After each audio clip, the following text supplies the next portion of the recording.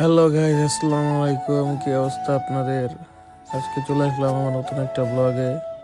তো আমি মাত্র ঘুম থেকে উঠলাম, ঘুম থেকে উঠে ফ্রেশ হতে চলে আসলাম ওয়াশরুমে। তো আজকে আমার এক্সাম, আমার ঘুম থেকে উঠতে এমনিতে অনেক লেট হয়ে গিয়েছে, তাই আমি তাড়াতাড়ি মুখ ধুয়ে ফ্রেশ হয়ে বের হব।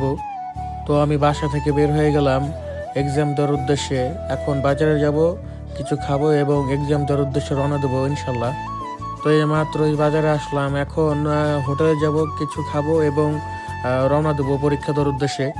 তো হোটেলে চলে আসলাম, এখন খাবো, খাওয়া দাওয়া করে বের হব হোটেল থেকে। তো খাওয়া দাওয়া শেষে এখন বের হয়ে গেলাম হোটেল থেকে। এখন যাব স্ট্যান্ডে। স্ট্যান্ডে আমার বন্ধু আগে থেকেই দাঁড়িয়ে আছে, আমার জন্য অপেক্ষা করছে ও। তো স্ট্যান্ডে চলে আসলাম, এই যে মাত্রই, এই যে আমি চলে আসলাম স্ট্যান্ডে। এই যে আমার বন্ধু দাঁড়িয়ে চলে যাবো, আমার জন্য রাগ করছে ও, আমি একটু লেট করে ফেলছি সেজন্য রাগ করছে। তো রাগারাগি শেষে উঠে বললাম ভ্যানে, ভ্যানে করে আমরা যাব এখন গলন্দ মোড়। যাই হোক, বন্ধু বন্ধুর সাথে একটু রাগারাগি হবেই, তারপর আবার সলভ হয়ে যাবে, এটা ব্যাপার না। যদিও দোষটা আমারই ছিল, আমি আজকে ঘুম থেকে উঠতে একটু লেট করে ফেলছি, ও অনেকক্ষণ যাবত আমার জন্য দাঁড়িয়ে ছিল, আমি আসতে লেট করে ফেলছি। তো যাই হোক, এখন আমি ওকে বললাম যে সবাইকে একটু হাই দে, ও হাই দিল সবাইকে। আজকে ভালোই ঠান্ডা পড়ছে, আমি তাড়াহুড়ার জন্য শীতের কিছু পরে আসিনি, জাস্ট একটা শার্ট পরে বের হয়ে গেছি। দেখতে পাচ্ছেন কি সুন্দর প্রকৃতির সৌন্দর্য, যা বরাবরই আমাকে মুগ্ধ করে।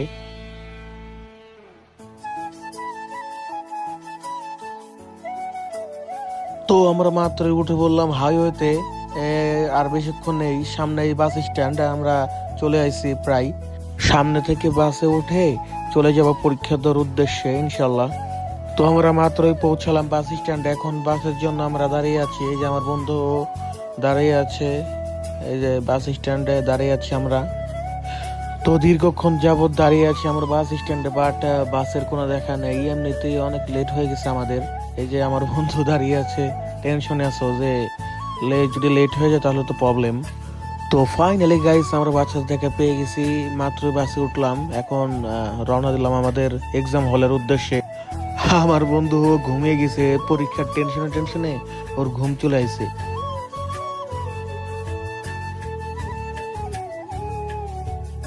আসলে সারা বছর পড়াশোনা না করে যখন পরীক্ষা দিতে যাই তখন এরকমই হবে, এটাই স্বাভাবিক। তো আমরা মাত্রই নেমে পড়লাম বাস থেকে। তো আমার বন্ধু আমাকে বলতেছে সারা বছর তো কোনো কিছু পড়ি নাই, তাহলে পরীক্ষার খাতায় কি দেবো, সাদা খাতা দেওয়া ছাড়া তো কোনো উপায় নাই আমাদের। কথাটাও মন্দ বলে নাই, সারা বছর কিছু পড়ি নাই, চলে আইছি পরীক্ষা দিতে। তো আমরা একটা রিক্সা ডেকে রিক্সায় বসে বললাম এখন যাবো এক্সাম হলের দিকে, সামনেই আর বেশিক্ষণ নেই, 2 মিনিটের পথ। তো আমার বন্ধু আমাকে বলতেছে ক্যামেরা ধরলে নাকি তার লজ্জা লাগে। তো ওর এই ভোলা ভালা চেহারা দেখে আপনারা ভাববেন না যে অনেক সহজ সরল, ওর পুরোটাই ভণ্ডামি দিয়ে ভরা। তো এখন আমরা প্রবেশ করছি আমাদের এক্সাম রুমের দিকে, দোয়া করবেন আমাদের জন্য। তো আমরা এক্সাম শেষে আবার গাড়িতে উঠে গেলাম, এখন যাচ্ছে আমাদের বাসার উদ্দেশ্যে রওনা দিলাম।